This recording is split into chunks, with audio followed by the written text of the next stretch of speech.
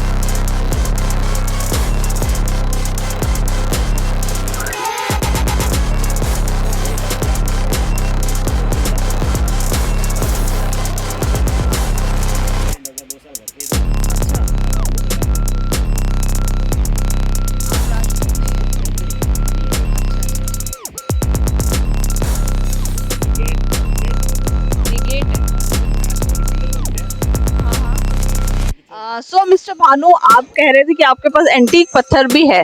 सो मुझे बताएंगे कि ये जो मैं पत्थर देख रही हूँ ये कितना पुराना है और इसकी क्या हिस्ट्री है? मैम ये पत्थर जो देख रहे हैं ये जैसलमेर का वन ऑफ द ओल्डेस्ट पत्थर है। ये 600-700 साल पुराना पत्थर है। ये एक्चुअली पुरानी कार्विंग है जो हवेलियों में और बाहर जो बड़े बड़े राजाओं के महल वगैरह वहाँ देखी जाती थी। ये पत्थर वहाँ से खोल के लाया गया है, जहाँ मशीनरी वगैरह हाथ से बना के, इसके हाथ पूरी जो घड़ाई वगैरह हुई है सब हाथ से काम किया गया है। इसको मशीनें जो 700 साल पुराना इसका इतिहास है, वहाँ उस वक्त मशीनें वगैरह नहीं हुआ करती थी। पूरा काम इसका हाथ से, इसका लगाना, इसको पत्थर को लगाना, वहाँ से निकालना, सब काम इससे अनटच्ड बाय मशीन, सारा हाथ से काम किया गया है। बड़ी बड़ी हवेलियां जो राजा महाराजाओं के दरबार वगैरह होते थे वहाँ लगता था ऐसा पत्थर। आपको ये हमारी खुद की एक हवेली थी पुराने वक्त में, वहाँ से निकाल के यहाँ लाया गया ये पत्थर। और ये आपकी अपनी हवेली? जी ma'am. Okay okay okay, nice. तो इसका जो बेसिक है, जो मतलब पत्थर एक आप लाते हो रॉ मटेरियल, उसके बाद बेसिक से कहाँ से स्टार्ट होता है वो मैं जानना चाहूंगी। मैम चले आपको दिखाते हैं वहाँ पे। जी जी, ये क्रेन का क्या काम है यहाँ पर? मैम वो बड़े बड़े ब्लॉक्स आते हैं हाँ। माइन से, जैसा मैंने आपको बताया था, यहाँ से 14-15 किलोमीटर दूर माइन से, वहाँ से आते हैं बड़े बड़े ब्लॉक्स। अच्छा। वो ब्लॉक्स इस क्रेन की मदद से उठाए जाते हैं, अनलोड और लोड किए जाते हैं। फिर ये पत्थर वहाँ अपने कटिंग यूनिट है वहाँ पे रखे जाते हैं। वहाँ से है ना इस पत्थर को प्रोसेस करते हैं। अच्छा। रफ प्रोसेस करते हैं। रफ इन द सेंस उसको जैसी जैसी साइज रिक्वायरमेंट है उनमें काटते हैं अपन। अच्छा। वहाँ से साइज रिक्वायरमेंट में कटने के बाद उसको अलग अलग जो भी साइज बताते हैं लोग कि हमको ये चाहिए, इस साइज का गेट चाहिए, हमको इस साइज का खिड़की चाहिए, वो अलग अलग साइज में कटने के बाद हम इनको अपने कारीगरों को दे देते हैं पत्थर। वहाँ चलिए आपको एक बार कटर दिखा देते हैं जहाँ से प्रोसेस है। इस साइड से आ जाइए मैम। तो फ्रेंड्स, आप ये देख ही रहे हैं कि ये कितना यहाँ पर बुरादा इकट्ठा हो जाता है कटते कटते, और इस बुरादे के बीच में ये सब लोग इतनी मेहनत का काम कर रहे हैं। बहुत ही उम्दा वर्क हो रहा है यहाँ पे, देख के मजा आ गया। ये बात सुन के आपको हैरानी होगी कि ये बुरादा भी काम आता है। अच्छा, ये कहाँ यूज करते हैं? ये मैम जब घर की चुनाई हो रही होती है, फिटिंग हो रही होती है, उस वक्त ये बुरादा यूज करते हैं। हाँ। ये घर के ऊपर लगा देते हैं पानी के साथ मिक्स करके। अच्छा। ताकि जब सीमेंट वगैरह लगे ना तो सीमेंट से जो अपनी कार्विंग है, घड़ाई का काम है, उसको नुकसान ना हो, तो ये बुरादा लगा देते हैं घर के बाहर। और जब पूरा घर का फिटिंग हो जाता है इस बुरादे को निकाल देते हैं। अच्छा, ओके ओके। हाँ चलिए, ब्लेड वगैरह पसंद है आपको। तो हम पहुंचे हमारी कटिंग यूनिट पे। यहाँ पे ब्लॉक्स की कटिंग होती है, जैसा आप देख सकते हैं, रफ कटिंग जैसी साइज रिक्वायरमेंट है, मैंने आपको बताया था।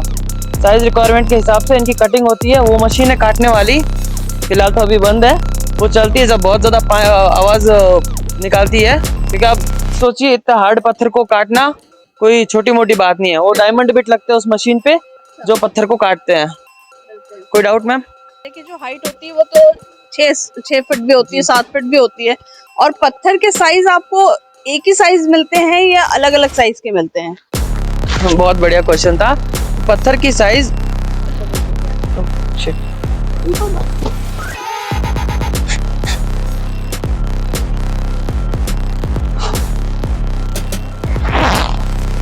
मुझे एक डाउट आ रहा था मिस्टर भानु कि जैसे जो दरवाजे होते हैं या बिल्डिंग्स में अलग अलग हाइट में पत्थर की रिक्वायरमेंट होती है, कहीं 60 फुट का रिक्वायरमेंट होगा, कहीं 10 फुट का। तो ये जो पत्थरों की हाइट है वो एक ही आती है या अलग अलग साइज में आती है? मैम पत्थरों की साइज अलग अलग आती है। पत्थर हमको मिलता है 3 फीट से लेके 12 फीट तक। अच्छा। 12-13 फीट तक। येलो स्टोन सिर्फ 13 फीट हाइट तक निकल सकता है, इससे ज्यादा लंबा नहीं निकल सकता। तो उसमें क्या क्रैक वगैरह आ जाता है, तो लगभग अपन को 3 फीट से लेकर 13 फीट तक पत्थर निकलता है। तो एक्चुअली क्या इसमें वेस्टेज भी हमारा बहुत जाता है, लेकिन जो कस्टमर को सही से वो मिल जाता है। जैसे अभी 7 फीट का गेट चाहिए, तो ये पत्थर 7 फीट लंबा है, अच्छा इसमें 7 फीट की गेट निकल सकते हैं। किसी को चाहिए कि हाइट 10 फीट होनी, वो पत्थर देखिए सर। अच्छा, ये 10 फीट का पत्थर है जी जी। ये पत्थर है 10 फीट लंबा। हाँ हाँ हाँ। इसको साइड में अभी स्टॉक करके रखा है कि कभी किसी की रिक्वायरमेंट आ जाए कि हमको 10 फीट में चाहिए, क्योंकि 10 फीट का निकलना मुश्किल है बिना क्रैक के। ये पत्थर देखिए एकदम पीला है, इसमें कोई दिक्कत नहीं है। इसमें साइज रिक्वायरमेंट जिसकी 10 फीट होगी उसको अच्छा पत्थर अच्छी क्वालिटी के साथ मिल जाएगा। तो जैसे लंबे पत्थर आते हैं वो स्टॉक में हम करके साइड में रख देते हैं, ऐसे रफ कटिंग करके साइड में रख देते हैं, ताकि कोई साइज रिक्वायरमेंट आए, किसी को अलग अलग साइज चाहिए होती है, तो वो साइज रिक्वायरमेंट इसके हिसाब से पूरी हो जाती है। ओके। और अगर जैसे किसी को थोड़ा ज्यादा हाइट चाहिए, 13 फीट से ज्यादा, तो आप इसको जोड़ते कैसे हैं? मैम वो इंटरलॉकिंग सिस्टम आपको पता ही होगा, वो पत्थर में भी बन जाता है। अच्छा, खांचे बोलते हैं जिसको, हाँ, हाँ, हाँ। खांचे बन जाते हैं। और एक्चुअली यहाँ पे हाइट है ना, जैसलमेर में आपने देखा होगा कि 10 फीट तक हाइट होती है घर की, उसके ऊपर से फिर वापस स्टार्ट होता है, आरसीसी आ जाती है, तो 10 फीट तक हो जाता है। लोगों का मोर देन इनफ है 10 फीट। 10 फीट के बाद से फिर से आरसीसी आ जाती है, तो नया शुरू कर सकते हैं अपन, ऐसी दिक्कत नहीं है, प्रॉब्लम नहीं आती। अगर लंबा हो भी ना तो इंटरलॉकिंग सिस्टम की मदद से अपन लंबा पहुंचा सकते हैं। अच्छा, एक और चीज मेरे दिमाग में आई है कि ये तो चलिए जैसलमेर में ये पत्थर मिल रहा है और यहाँ का वेदर इस पत्थर को सूट करता है, क्या इस पत्थर की कार्विंग कहीं और भी यूज कर सकते हैं? मैम रिसेंटली हमारा माल दुबई में एक्सपोर्ट हुआ था। अरे वाह, अच्छा अच्छा। ये मैम पत्थर कहीं भी टिक सकता है। मैंने आपको स्टार्टिंग में बताया जैसे धूल का, धूप का, पानी का, हवा का, इस पे कोई इफेक्ट नहीं पड़ता। जितना ये सूरज की रोशनी में रहेगा उतना ज्यादा उभरेगा ये पत्थर। तो ये पत्थर ऐसे हर जगह एक्सपोर्ट होता है, किसी की कुछ दिक्कत नहीं आती। इंडिया में भी बहुत जगह जा रहा है, मुंबई में गया, नासिक में गया और हरियाणा साइड भी गया है। लजीज पटियाला होटल आपको पता, वो पूरा पत्थर इसी पत्थर हमसे लिया था, पूरा पत्थर उन्होंने। अच्छा, पूरा पत्थर यहीं से गया है। तो पत्थर मतलब इसी को इशू नहीं आता नहीं पत्थर में आता। फिटिंग में। अगर कोई ऐसी जगह है जहाँ ठंड ज्यादा होती है तो वहाँ पे गर्मी को तो ये झेल लेगा, बिकॉज जैसलमेर में भी गर्मी होती है, लेकिन जहाँ ठंड ज्यादा होती है वहाँ पर मैम इशू नहीं आएगा। जैसे नहीं आपको बताया मैंने, ये सिर्फ कार्विंग में यूज होता है। ओके। लेकिन घर तो एक्चुअली सीमेंट और ईंटों से बनता है, तो कार्विंग में इसका कुछ दिक्कत नहीं आएगी। ठंड हो चाहे धूप हो, धूल हो, गर्मी हो, कोई फर्क नहीं पड़ेगा इस पत्थर को, ये लंबा टिकेगा। अच्छा अच्छा, एक चीज मुझे और जाननी थी कि आप अगर कोई बाहर से आपसे मंगवाना चाहे, आपने जैसे बताया कि दुबई तो आप एक्सपोर्ट करते ही हैं और भी जगह पे करते हैं, तो इसका प्रोसेस क्या होता है? आपसे कांटेक्ट कैसे करें आपके कस्टमर्स? मैम हमारी गूगल पे साइट है www.vinayakmarbleindustries.com, वहाँ से कांटेक्ट आ जाते हैं। यहाँ तो आपको पता है जो लिंक बनते हैं लोगों के, जैसे अभी आपने हमसे लिंक बनाया, हाँ, तो आपके थ्रू कस्टमर्स आएंगे हमारे पास। तो यही सिस्टम है, हर जगह मतलब लिंक से आ जाते हैं। कभी कोई जाता है रास्ते में होटल देखता है, जैसे लजीज पटियाला होटल बनी थी, वहाँ उसके थ्रू मेरे पास 3-4 काम आए, क्योंकि लोग जाते वहाँ देखते हैं कि यार इतना बढ़िया काम है, इतनी बड़ी येलो स्टोन है, अच्छा लग रहा है, हम भी बनवाएंगे। तो वहाँ से हमारा कॉन्टेक्ट नंबर लेके हमसे काम करवाते हैं, लिंक के थ्रू आ जाता है काम। और यहाँ से वैसे लोग बहुत आते हैं, येलो स्टोन बहुत फेमस है, तो लोग इंटेंशनली आते हैं, घूमते हैं, काम देके जाते हैं बहुत। अच्छा, मतलब आपसे कांटेक्ट आपकी वेबसाइट के थ्रू किया जा सकता है ना? और अदरवाइज भी फ्रेंड्स, मैं अपने वीडियो में भी डिस्क्रिप्शन बॉक्स में मिस्टर भानु और मिस्टर दशरथ का नंबर डाल दूंगी, जो यहाँ के ओनर हैं। उनसे आप बात कर सकते हैं और व्हाट्सएप के थ्रू भी उनसे टच में रह सकते हैं, सो दैट अगर आपको भी रिक्वायरमेंट है तो आप मंगवा सकते हैं। अभी हम लोग चलते हैं और देखते हैं कि इस इंडस्ट्री का नाम क्या है और ये किस नाम से जानी जाती है। तो फ्रेंड्स, अगर आप अपने गार्डन में बहुत खूबसूरत एरिया बनाना चाहते हैं, गार्डन बेंचेस बनवाना चाहते हैं, गार्डन टेबल्स बनवाना चाहते हैं, क्योंकि स्टोन तो डेफिनेटली बहुत ही स्ट्रांग होता है और ड्यूरेबल भी होता है, लंबा चलेगा, तो आप इनसे कांटेक्ट कर सकते हैं और अपने गार्डन को फ्लावर्स के साथ साथ एक खूबसूरत सा कॉर्नर देके बहुत ही खूबसूरत बना सकते हैं। सो फ्रेंड्स, मेरे वीडियो को ज़्यादा से ज़्यादा लोगों के साथ शेयर कीजिए। अगर पसंद आए तो प्लीज़ लाइक का बटन प्रेस करना मत भूलना और मेरे चैनल को सब्सक्राइब करना तो बिल्कुल भी मत भूलना। ये जो चैनल है, मैं आप लोगों के लिए लेके आती हूँ, डिफरेंट चीज़ों को कवर करती हूँ, ताकि आप लोगों को सारी चीज़ों के बारे में पता चले। तो फ्रेंड्स, प्लीज़ सपोर्ट एंड मेरी वीडियो को ज़्यादा से ज़्यादा शेयर कीजिए। Thank you so much. We are at Vinayak Marble Industries, GA 33, 34, 35, RIICO industrial area, old रिको, जैसलमेर। ठीक है। सो इसमें जब भी आपको कांटेक्ट करना है, इन्होंने अपनी इंडस्ट्री का नाम भी बता दिया है, कांटेक्ट नंबर मैं आपको दे दूंगी, आप कांटेक्ट कीजिए और खूबसूरत सी कार्विंग वाला पत्थर अपने घरों पे भी लगाइए और सबको दिखाइए कि हमने ये खूबसूरत पत्थर जैसलमेर से मंगवाया है।